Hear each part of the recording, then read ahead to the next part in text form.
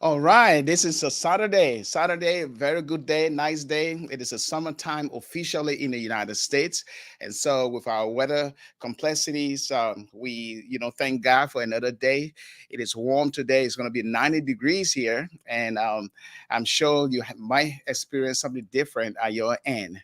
Well, we'd like to say welcome to the Gracious Hope Live podcast. My name is Pastor Alexander Red, and I'm the host here. And of course, Reverend Swat S. Dede is also here as a co host. And today we will be discussing the dilemma of justice in Liberia. We know Liberia has a complex and tumultuous history marked by a brutal civil war and ongoing challenges in terms of justice and human rights. In today's podcast, we will be exploring some critical issues facing Liberia's justice system, including the legacy of the Civil War, weaknesses in the justice system, gender based violence, land disputes, and efforts to achieve transitional justice. So join us right now on the Gracious Hope Live podcast. And once again, I'm Alexander Ray, your host, and Reverend Swan S. Daddy is also here as a co-host. And today we have a special guest. Mr. Emmanuel Savice is the CEO of the Liberians United for Justice, LUJA for short. So then the question is, what are some of the complexities and critical issues of the justice system in Liberia? One, the legacy of the Civil War. Liberia experienced a brutal civil war from 89 to 2023, resulting in hundreds of thousands of people's deaths and more than a million displaced, both internally and externally. The war also led to widespread human rights abuses, including rape, torture, and extrajudicial killings. So the legacy of the war continues to impact the justice system, as many of the perpetrators of these crimes have not yet been held accountable. Two, weaknesses in the justice system. Liberia's justice system has weaknesses in access to justice, the rule of law, the human rights abuse issues or protection, and the judiciary is often subject to political interference and corruption is widespread. As a result, many Liberians need access to justice, particularly in remote areas of the country. Three, gender violence or gender based violence. Liberia has one of the highest rates of gender based violence worldwide, and with women and girls being disproportionately affected with the issue of rape, domestic violence, and sexual exploitation are widespread, and survivors often face stigma and discrimination when seeking justice. Four, land disputes. Liberia has a history of land disputes, which, of course, the Civil War and the subsequent influx of foreign investors have exacerbated the issue. So many Liberians have been displaced from their own land, and there have been allegations of forced evictions and land grabbing. Five, transitional justice. Now, Liberia has made some efforts to address the legacy of the Civil War through transitional justice processes, including the establishing of the Truth and Reconciliation Commission (TRC) and the War Crimes Court. However, progress on that was a fluke. It did not go well. And there is a need for greater accountability for past crimes. Overall, Liberia's complexities and critical issues of the justice system are deeply rooted in the country's history and ongoing challenges. Addressing these issues will require sustained efforts to strengthen the justice system, promote human rights and gender equality, and address the legacy of past abuses. But there are other significant challenges that we must look at, and how can they be addressed, such as ritualistic killings, illicit drugs, and human trafficking. Ritualistic killings, also known as hardman killings, involve the murder of individuals for their body parts, which are used in traditional rituals. Despite efforts to address these practices, ritualistic killings continue to occur, particularly in the rural areas of the country.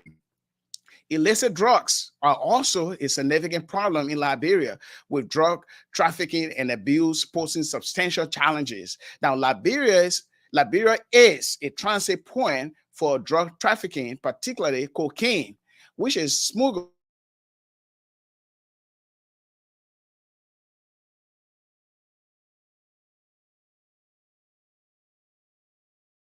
Additionally, drug abuse people, the youth. Human trafficking is another critical issue in Liberia, with the country being a source, transit, and destination country for trafficking in persons. And women and children are particularly vulnerable to trafficking, with many forced into prostitution or domestic servitude. Despite efforts to address human trafficking, including establishing a national anti-trafficking task force, problem persists. So addressing these issues will require sustained efforts by the government, civil society organizations, and international community. And this involves strengthening law enforcement, promoting public education and awareness, and addressing the root causes of these problems, including poverty and inequality. And so we have a lot of problems with our justice system, and people are still seeking justice because they want to be treated fair in their own country. So it's a pleasure to bring our co-host here, and also our guests will be coming on pretty soon for us to address the issues. Brother Dede, a mouthful of issues within our justice system that we will be talking about today for our special guest.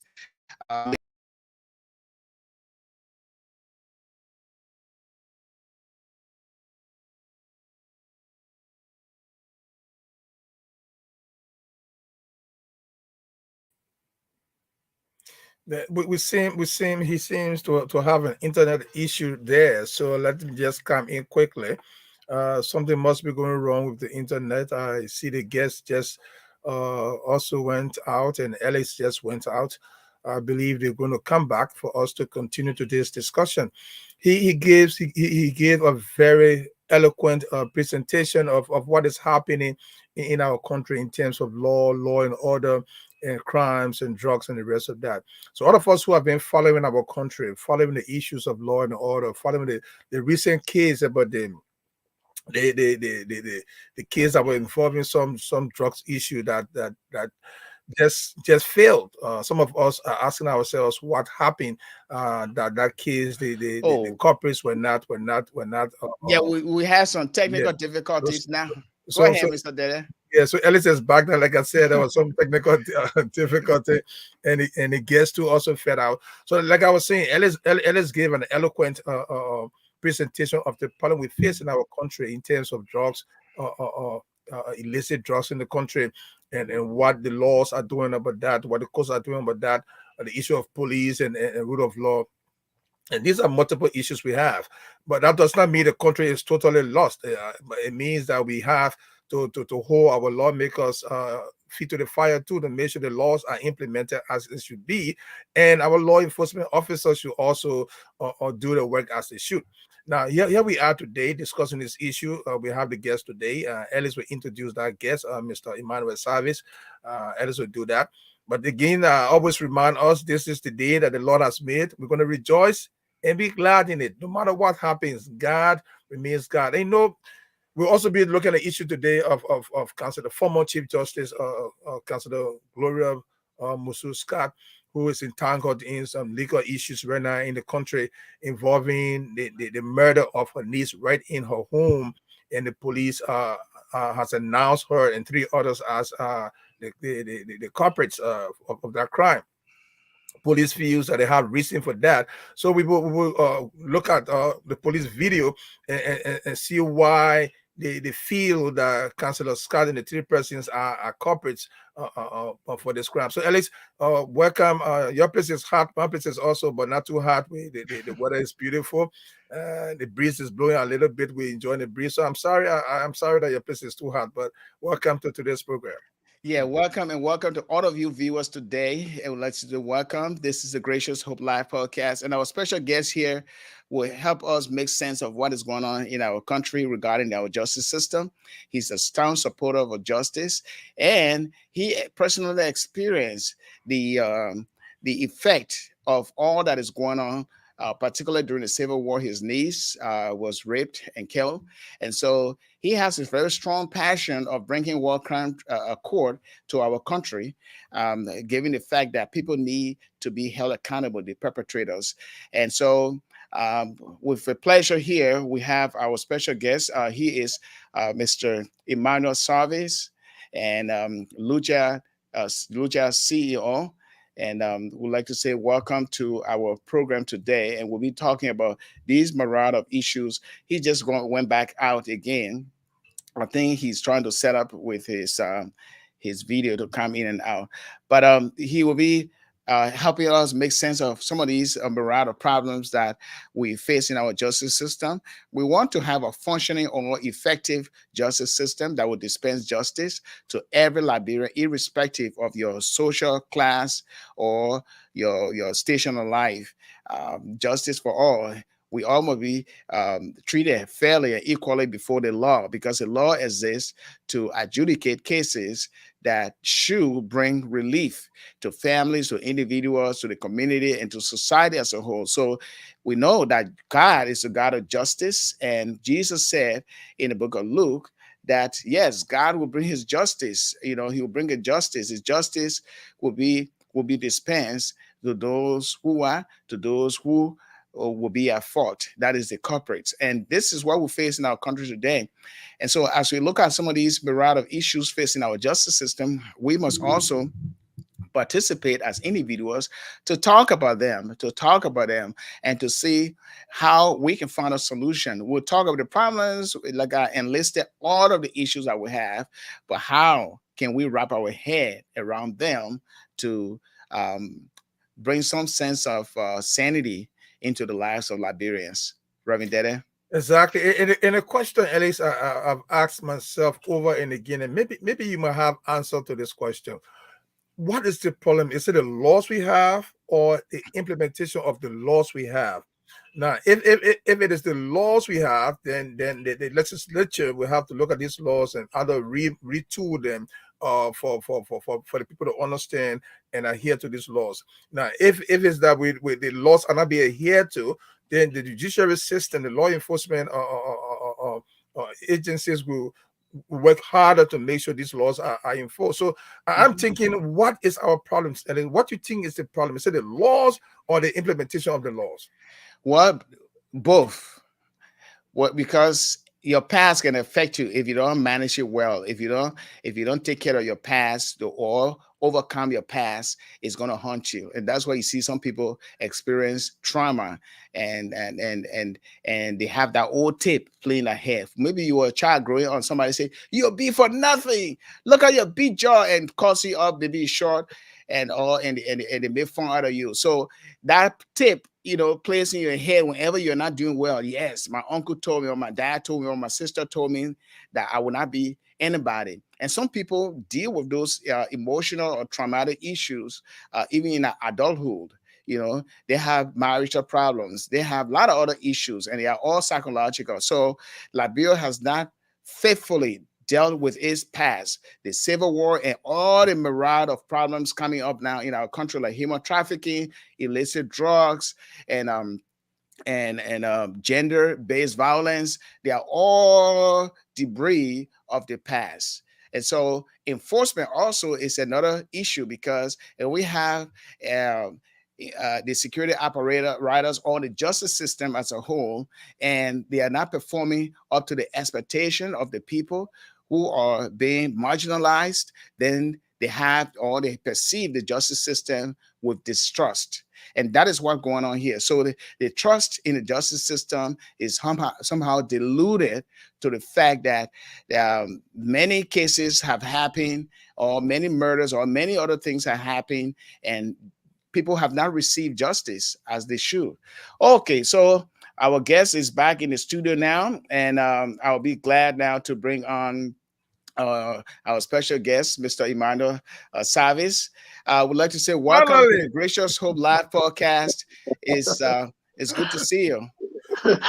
Thank you very much, Dan, Mr. Rand. Thank you so much, Dan, Reverend Swire. Really appreciate being here. I apologize. Yeah, I'm not so used to using this app on my cell phone, so I had to switch to my computer. Yeah, but thank you very much for inviting me. This is such a thought-provoking show, one of the best that I've seen in Liberia after reviewing it for the past 3 weeks. Thank you for what you do. Oh, thank you, Mr. Thank you. Savice. Thank Now, you. you are the Chief Executive Officer of Aluja, Liberians United for Justice. You've advocated in the past, you gathered signatures to send to U.S. Congress, emphasizing the need for the international community and civil rights groups to bring about war crimes in our country, or war crimes court into our country, or establish that. And logistics, the issues of logistics, and even gathering witnesses and a lot of stuff that will be involved in establishing such court, it has been an impediment. And so here we are facing a myriad of problems with our justice system. So from your perspective so far, and looking at our justice system and some of the issues that are going on back then and now, what would you say to the Liberian people regarding our justice system? Well, we got to keep the faith. We got to keep the faith. I really believe that the problem Liberia is going through is not because we are not capable of financing the justice system. I believe the willpower is not there. We have such a powerful presidency. And if you don't have a president that is willing to care about justice as much as it should be, then we have these problems. To be honest with you, I don't think it's a lack of finance, because we have paid warlords more than is required to persecute them. If you understand what I mean. Mm-hmm. Like, we've given those guys more money since they started killing us in '89 to present, even politically. So we got to keep the hope. We need a president that will step up and take justice very seriously. Otherwise, we're going to continue on the path of trajectory we find ourselves. Yes, yes. Okay, so let us get to the nitty-gritty of the issue right now. Okay, let us talk about the current issue that is going on. Let's get a take here. And we know you heard about the Gloria Musu Scott issue. And as an advocate for justice, do you think that she is being treated fair here? Well, I honestly believe that some fair play is going on. And that's where I differ from other people who see this as a political stunt. To be honest with you, I have followed the case. I don't understand some of the things that people do when it comes to justice, but I don't see the George Weah administration targeting Councilor Musu Scott. I do know we have a very unprofessional police service, so I don't know if they're capable of doing everything right in order to bring her to justice, because sometimes a defendant may commit a crime, but you're unable to prosecute them because you violated their rights during investigations. And when I listened to Councilor Musu Scott when she was interviewed, and when she talked about using the pepper spray, I remember her lawyer stopped her right there. I didn't want her to comment any further. I think the Liberia National Police is carrying on their investigation. We use common sense to start an investigation. Common sense leads us to the evidence. And what I see transpiring is the fact that Councilor Scott may have held some information back from the police during investigations. And there have been some lies spewed, but not just by the family, but other advocates for justice, that others are responsible for the killing of her daughter or her niece.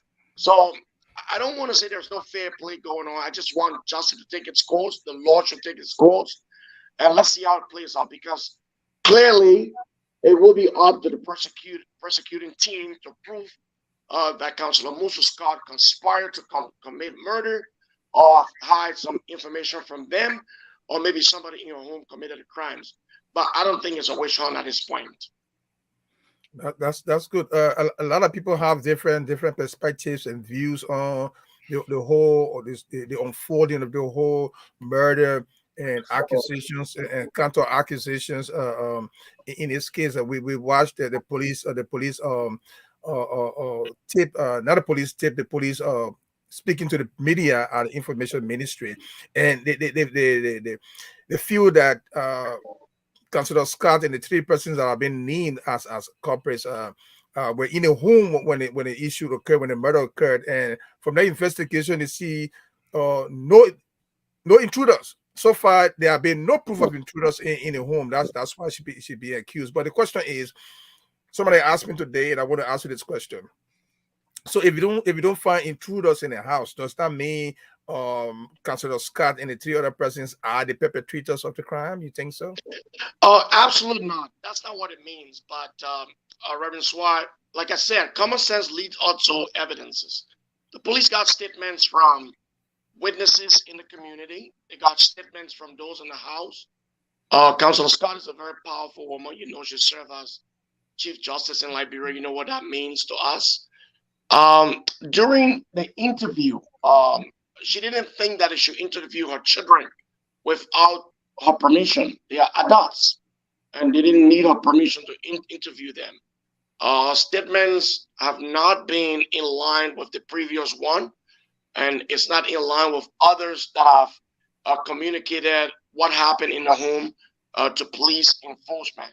So it makes much sense for anyone to think that Councilor Scott may know of the perpetrator. If it's not her, if it's not her children, she may have an idea. And I understand your point, because you don't just go charging someone without evidence that they commit murder. But honestly, there are facts that I think the police are looking at. I think you know about circumstantial evidence, and who knows, murder case is really huge. But these are things that I think the police looking at. And the political community didn't do no justice in this case. I don't think the prosecuting team is listening to them. But you know, Jerome Verdio cited from A to Z what happened and how the girl died, and it's turning out not to be true. And this is a problem with the justice system. It's a problem with advocacy, because mostly it's saturated around politics, and that's what we need to get out. Because I tell human beings, anybody I meet, Emmanuel Savice is not the best human being in the world. Mr. Reed is not, Reverend Reed, Reverend Swire is not. You know, we are governed by laws. You know, if there's no law, we're probably the worst people that will ever inhabit this earth.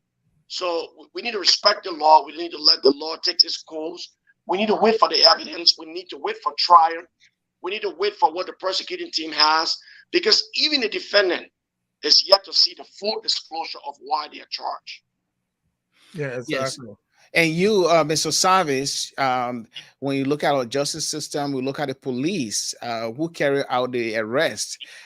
You have experience. You were beaten up for advocating for war crimes court in our country, and they treated you badly, and you ended up in a wheelchair. Let us relive that experience. Yeah, it was sad for me, and I did not understand why that happened, because we have a president in Georgia that we believe did not participate in the war. And in fact, the CDC canvassed on war crimes court. So I was surprised that when we decided to fight strongly for war crimes court, the CDC administration thought that we against them. And just to tell you about what happened, we went, that was not our first time, that was the third time. We have gathered people who need justice in Liberians that care about justice, victims of the Civil War. We did give petition to the U.S. Embassy, to the United Nations, the European Union, to our own national legislature, and in fact, the executive, which is headed by the president. Mm-hmm. And that's the third time that we were involved in that. And that was the first time during our 3 rallies that the president was at the executive mansion. So the executive mansion would be the foreign ministry at the time. That's where he was. We got to the entrance of the foreign ministry where the president's office is, and we wanted to give our petition to the president. There was a communication that came down that the president was sending someone, and then later on, another communication came that we should get out of the entrance of the foreign ministry. And while we're in communication with securities, there's a guy called Gaddafi. Gaddafi is a former rebel. I still consider them to be rebels because they have not been rehabilitated. Stewart Briggs is another individual that was part of the security that day. He's EPS. So as you can see there, these people who I, security to the president, are former rebels or still rebels. And he didn't like the fact that we were talking about war crimes court. So they dragged me in the office of the security booth, and I was beaten mercilessly by Gaddafi and Syria bricks. They had a blanket to my ear. They were kicking my ears. And then at one point, he put his hand on his gun and went to the window. This Savice guy, I don't know who he's playing with here. And you know, if it wasn't a fact that I was from Canada, if it wasn't a fact that the United Nations was aware of what we're doing, the European Union was aware, I think that day would have been different, because I was arrested. I was taken to the Liberian National Police Headquarters, where I was placed in a holding cell for about 7 hours. Representative from the United Nations came, folks from the National Legislature came over. The president office released a statement that I will be charged. That statement was signed by one of my good friends, who him and I work at the Inquiry newspaper, I Solo Calwell, who served as presidential press secretary at the moment, that I was going to be charged. And, you know, after 7 hours, I got a lawyer. The United Nations came over, the National Legislature. I was released and asked to come back the next morning. And the next morning, there was a communication from Canada to the Liberian government of what happened. There was another communication from the Canadian Embassy in Ghana and the Canadian Embassy in Ivory Coast, and then the British Consulate in Liberia. And by the time we look, they said we're free to go. And that's how they let me free on that day.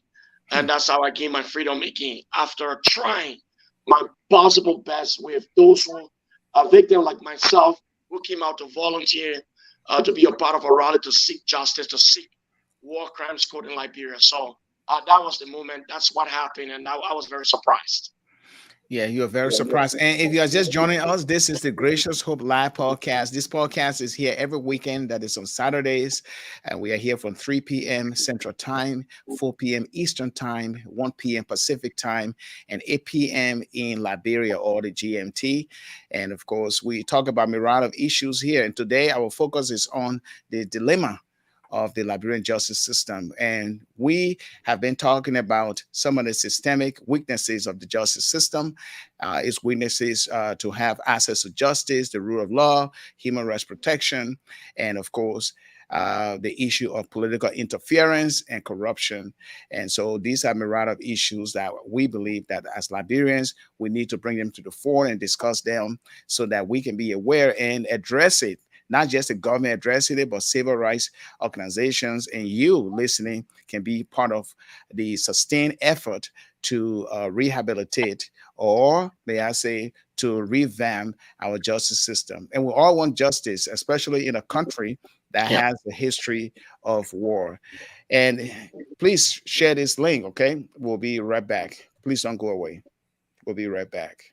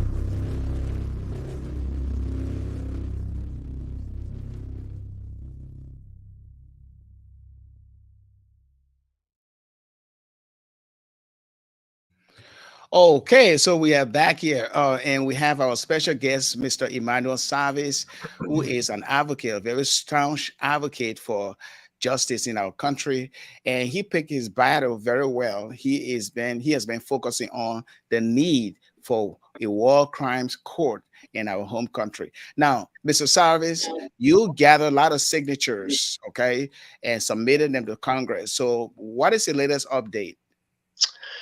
Well, the last time we had a meeting with an individual from Congress, they have received the signature of 305,000 signatures. Without the needed support, we're able to do this. They understand that Liberians in their numbers have signed that document. This is something that they're looking at. They have told us, they've promised us that Liberia will see justice. And this is not far away from what we should be thinking. So I know that justice will come to Liberia. They have talked about the willingness of the present government, the willingness of the national legislature. The American government is willing, the international community is willing. It is based on our own laws that the process of justice has been stalled because most of the legislators don't want justice. The executive don't want justice. And most people in politics, you'll be surprised, don't want justice. It is the ordinary Liberians who are victims of the Civil War that really want justice.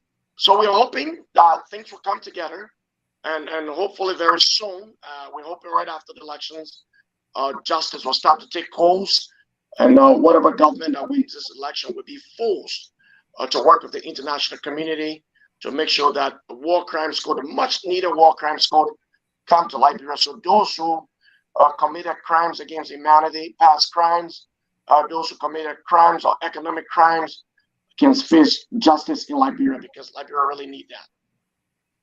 That's wonderful. That's wonderful. Good presentation of what you stand for. I know there's always a beginning, a reason for people getting involved in certain actions in life. Now, I want to ask you, Brother Savice, what brought you into the justice fight? What led you into this fight for justice? I experienced the entire Civil War, and one of the Liberian mostly expected by the Civil War. I lost my 3 brothers during the war. I lost one of my sisters during the war. In fact, my sister got missing from my mother. She was only 8 years old. So we have not seen her. We assume that she's dead. I remember my mother used to sit and listening to the ERW program, trying to find her daughter. It's a bit of trauma for her, and I know what she's going through. Although in Liberia, we don't care about human lives. We pretend like, it's okay, people can die. And then biblically, we take comfort in God give it and God take it. So we don't think that human lives are valuable. I lived my life with all my brothers. They were very valuable to me. And I'll explain this story to you on the show. I have not said it a lot, and I have not said it on any show, but let me just tell you a story. My sister and I share the same father. During the war, my mother took my sister and I to the Looking Town area where our father lived, so that we can be our father for her to come back to her children. My mother is a mother of 9 kids. I'm the oldest. We were crossing the Jimmy Carter Bridge. So it's called what? The Stockton Creek, maybe? I think. Yeah, And there were Prince Johnson and his boys lined up on that bridge. That bridge separates the Charles Taylor foes from the Prince Johnson foes. So we were crossing, and then we had a single line. And Prince Johnson stood right by the line and yelled, "Hey, you crown man!" And 3 guys looked back. And the 3 guys that looked by, he immediately ordered them off the line. He tied them in front of us, ordered his boys to tie them. We're standing in line, brother was scared. This is my first time to witness somebody being murdered. All 3 of those guys were thrown in the Stockton Creek. and bullet followed them, and it was a sad even. I was only 12 years old.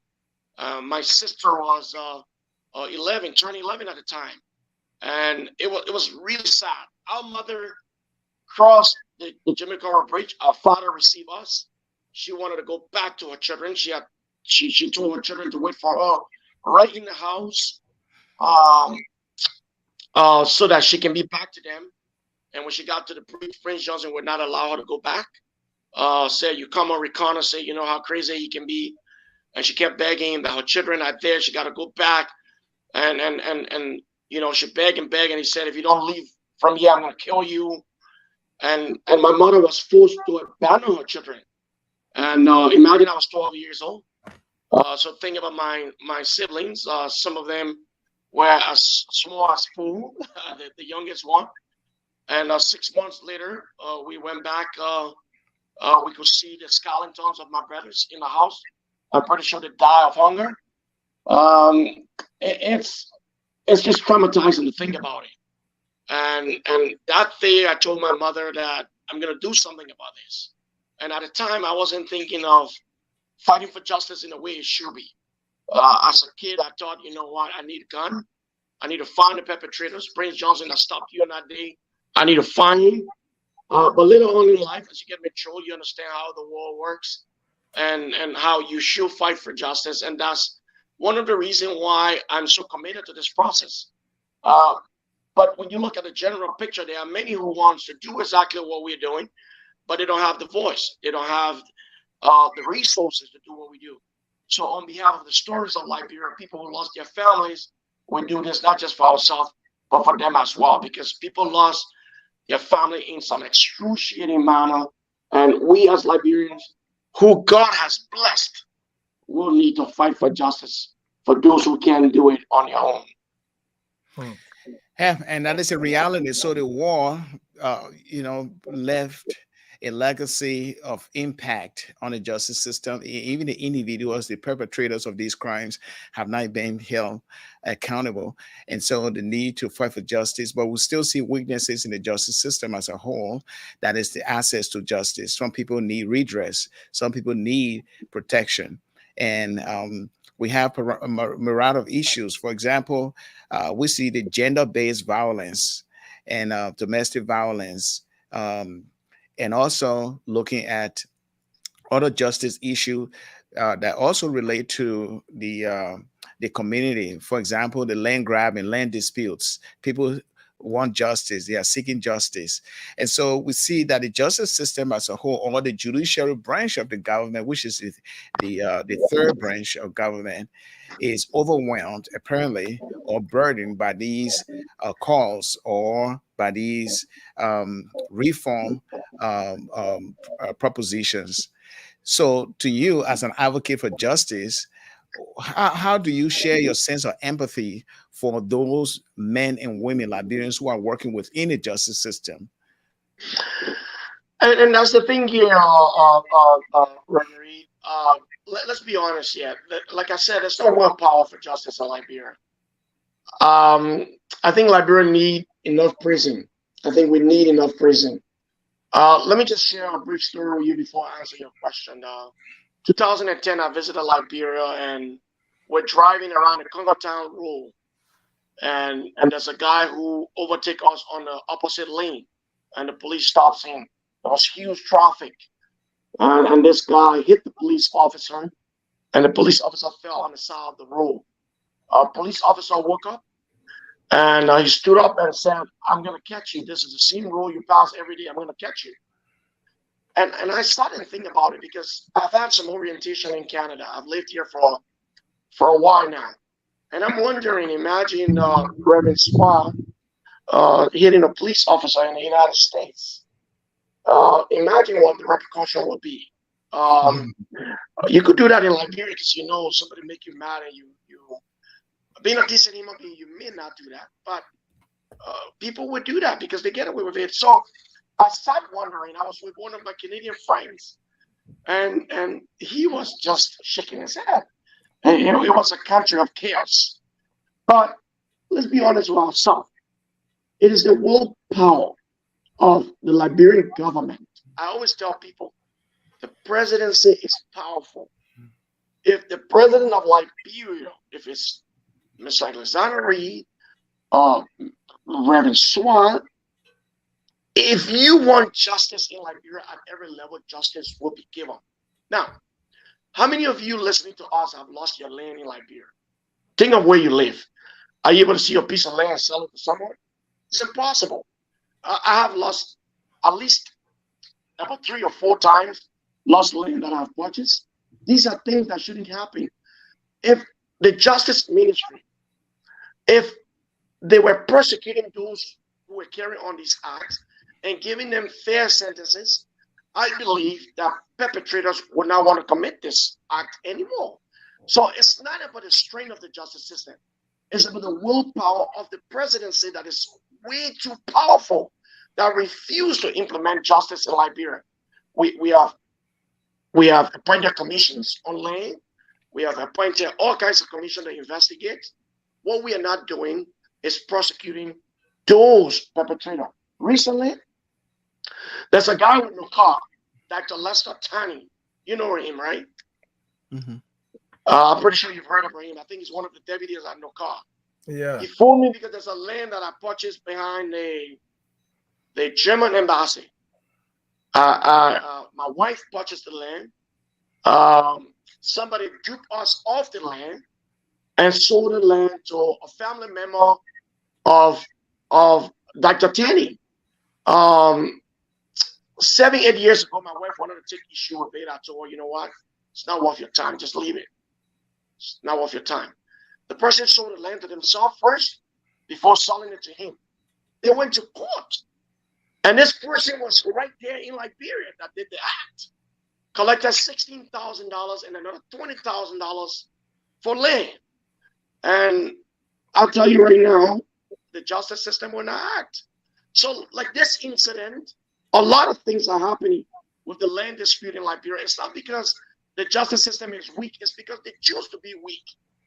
They don't want to implement the laws, because when laws are implemented, my dear brothers, people who commit these crimes, people who are corrupt, they know that we are having a country that is prepared for justice, because justice fixes the economy, justice fixes everything, and they don't want that.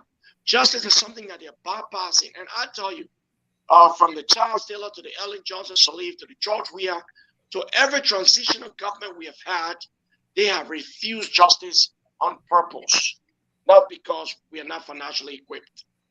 But some may disagree with you that, well, we have 3 governments and there are 3 branches of government, and they are separated based on the Constitution, the judiciary, that is the executive branch, and not the judiciary, the executive branch, which is led by the president, and then the judiciary, the legislature and the judiciary.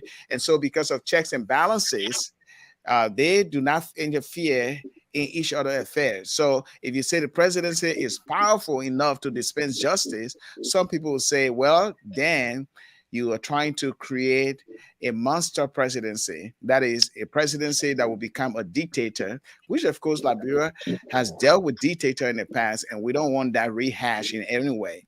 What do you tell those people? And Savice, before you come here, because Ellis, thank you for that question, and I was just the question I want to. Let me just add the other part to it, okay? Okay. Are you calling for the overwhelming presidency that would just get involved in law and order and take the law into his own hands? Is that what you're calling for? I'm calling for a presidency that will make the national legislature act. We believe that the national legislature should make the president act. And what we don't understand is Liberia democracy is not mature. We think we have a democracy where 3 branches of government is working. It's the American system, and everybody is listening to each other. In fact, the national legislature is the most powerful. But it is not the case in Liberia, through my experience. First of all, most of the people that are part of the national legislature, who are legislators, are part of the political parties in Liberia. Everything for them is politics. Everything for them is politics. And what drives Liberian politics is money. Money drives Liberian politics. Nobody comes with ideologies that they want to change Liberia. So it's hard, especially for the ruling establishment. Now, when you look at the national legislature recently, you've seen acts that they have been involved in that would tell you they themselves, the first branch of government, that's what we're taught. And so that's the first branch of government. These are people who are working on laws to pay them forever. These are people who are collecting $30,000 when we got no money, $90,000 three times a year. These are people who are driving $50,000 car in a country whose a country budget that has its budget below $1 billion, where majority of people are poor. So if you look at the presidency, I would tell you when George Weah went to the United Nations and gave a speech for justice and accountability, I was one of the happiest person. When he returned to Liberia and refused a justice question from a local journalist, and I wonder where we were, I saw national politicians clapping for the president as he's making some really big mistakes. Now, what do I mean? That the presidency is powerful. Let's look at the money. Most people get into politics because of money. Let's be honest here. If you want to get rich really fast, Liberian politics is the perfect place to be, because we don't have anything called accountability. So right now, it's the ordinary people that will decide to remove the president or to keep the president in power. It is not those in the national legislature, because the president is the one crafting the budget along with his executive. Now, if the national legislature refused to approve the president budget, what they want in our budget is going to be taken away. So we have a corrupt system, a really corrupt system. And only the seriousness of the president is going to change the national legislature or the judiciary. The judiciary will not change when the president don't want to change. The legislature or those legislators will not change if we don't have a serious president. Now, you may look among legislators and say, okay, I found a serious guy in Reverend Swar, and I think he can make a difference. You are alone, my friend. You will be bullied. You will not be given a chance, because that's how democracy works in Liberia. It's about money. It's about a powerful presidency. And it's not the kind of democracy control that we see in America or other parts of Africa, like Ghana, to be an example. Liberia is a terrible place. And I can definitely tell you, democracy is not working in Liberia. It is not. Okay, sure. So just address the other issues, and I know whether you agree or not, the judiciary is often subject to political interference and corruption, and as a result, many Liberians need access to justice, right? Particularly in the remote areas of the country.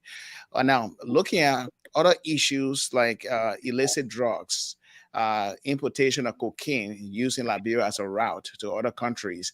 And you heard about the latest case, right, involving the huge quantity of cocaine worth over $100 million.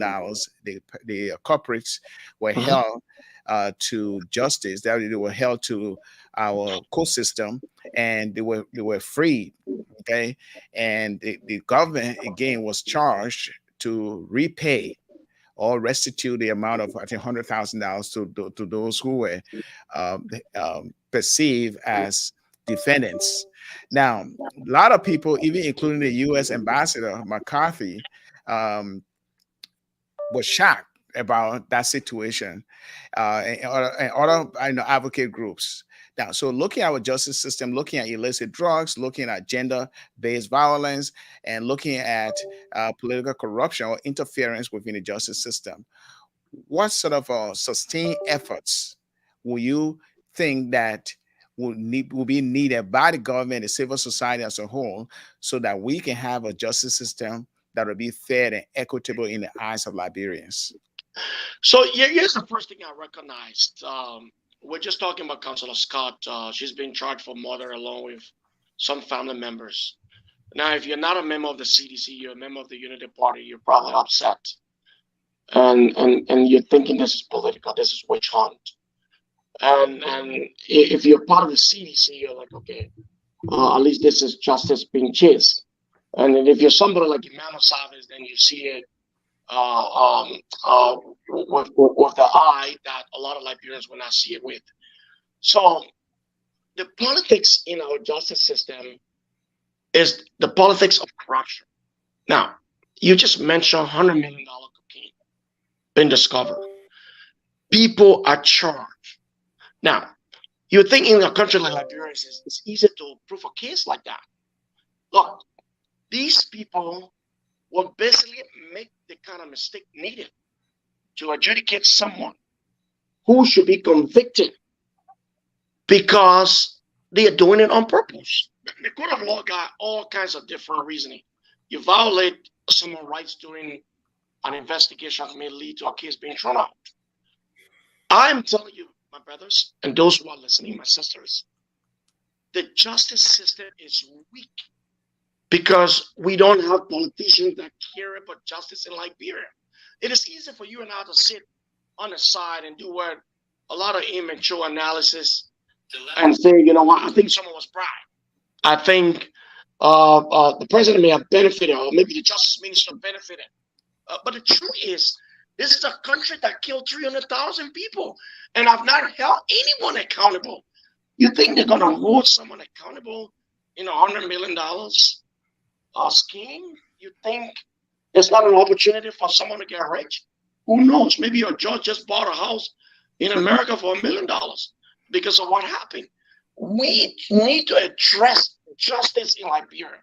We need for advocates to be serious about justice. Now, we got advocates who today think that one candidate is better and the other isn't. They say a lot of negative things about a candidate. They have a voice in the country. They turn around and tell you that candidate is not better anymore. They send you somewhere else and they want benefiting. Everybody's trying for themselves. So I always say to Liberians, I'm okay with you addressing someone who stole Reverend Swat wash while he was down waterside and persecuting him, because we need the law to continue running a country. But I don't understand how we are chasing Musu Scott for murder and then Prince Johnson is serving as senator. I don't understand why Yeka Koluba, who needs to be rehabilitated, is a representative. I do not understand why somebody like Bully or whatever you call these guys, you know, Haji Chief Kurma is dead now. I don't understand how they are alive and not facing justice. That is because we don't care about justice. So many of the cases that you see, the evidence is overwhelming and people are not being persecuted. Just bring us back to why we have not persecuted those that brought the civil war, that killed over 300,000 people and turned our country in the way it is. Unless we start with persecuting these people and get serious about the rule of law, we will never progress. And I don't see this coming again. I will say the presidency in Liberia has become a monster, and that is why justice is not being prioritized. We'll come back to that. Let me just buttress Elliot's statement about the money. It was $113,000 that was returned to the former. Okay. Yeah, $113,000, and it just according to Inquirer newspaper of reportage of June 23rd, the Ministry of Justice has returned US $113,000 confiscated from one of the four acquitted defendants in a US $100,000 million cocaine case. I just want to make sure we confirm that. But let's come back to you. Let's come back to you, Savice. This is an interesting discussion. Yeah. The first you said the court system is weak. Granted. But then you said we need more prisons. We need more prisons. So that if the court system is weak, who's going to go into this prison? Because the court system should be able to convict people before they go to prison. So if the court system is weak and we need more prisons, how do we correlate that, Savice? So here's the correlation. If the court system wants to be strong, there should be an advocate for prison. Or an advocacy for prison. We don't have the facility to even keep criminals. Criminals are being abused, or we all know that. We just don't want to look at it because there are more important things that we think that we should look at. Now, if we were prosecuting all these cases, all these small systems that should be working, everybody would be concerned about the law. Human beings are not good people. We still don't believe Jesus Christ did us good on earth. We're still divided over God's plans for the earth. We still don't believe certain things. We are not the greatest of people. you know, and that's why we should look at ourselves to be people who should be governed by laws. So if the justice ministry is not asking for a 500 bedroom prison to host 500 prisoners, that's because they don't care about the justice system. That's because they don't care. Look, if you are not disciplining human beings, you are not having a good country. Human beings need to be disciplined. Emmanuel Savice needs to be. You need to be Reverend Swab. Mr. Red, you need to be disciplined. If we're not doing these things, we're not going to be able to look at justice in the way it should be. The system is down. I started this show by telling you that we pay more money to those who have committed crimes than what is required to prosecute them. If you look in Nima County right now, Prince Johnson got a school that is worth about, I think, $6 million. And he owned that school. It belongs to him. He was only a senator. He's only a senator. His salary, I've been told, is around $15,000. His lifestyle may even cost around $25,000 or more. But this is the man who was able to build a school. Look at Sir Joseph. Look at Thomas Fowler. These are people. The government cannot build schools. The government cannot build colleges. The government cannot build universities. But these are people who are serving within government, getting paid from government, bribery from government, and they are able to achieve these things on their own. Now, where is the justice system? Why are we not looking at what these people declare? Look at the presidents that we have, for example. And let me tell you about the weakness, one of the weaknesses of the justice system in Liberia. President we have, before he ran for president, declared that he's got 50,000 in Chase Manhattan Bank. He also declared that he has about $150,000 in property. President we have, when you look at his liabilities, in whatever he disclosed, he was worth $50,000. In 8 months of George Weah's presidency, he was able to build 50 duplexes. Those condominiums are modernized.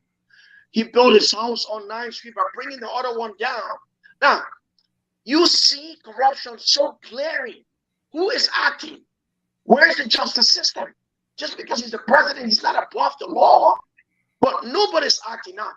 What would the justice system say? The president is coming up with the next budget. It tells what Reverend Swire is going to be making, what Alexander Red, Mr. Red is going to be making. So everybody's just like, you know what? This is a place where we all should just come and survive. We shut our mouth and let these things happen. So we need more pricing. We need to make our laws strong, and we need to make sure that people are going on record for what they are doing. And just back to the cocaine case, I'm not going to mention him, but I'm telling you, there's somebody in Liberia who became representative, you know, after they were accused of selling the very same substance that is illegal, who obtained his money and supported the CDC to get the power. So this is interesting, my brother. But if you say the truth, why don't you call the person's name? I mean, that's well, let us not go danger. I don't have evidence of a repertoire, but I throw it out there so that those who have an idea can understand. You know, I don't have red shoes, my brother. Okay. So we are out of time here. We know that our country has also been making efforts when it comes to transitional justice, efforts to address the legacy of the Civil War through transitional justice processes, including the TRC, which was established for the purpose of what allowing the victims and those who participated in the war to express themselves and also rehash the past and then reconcile. But that effort became a fluke, and there was $1,000 spent on that.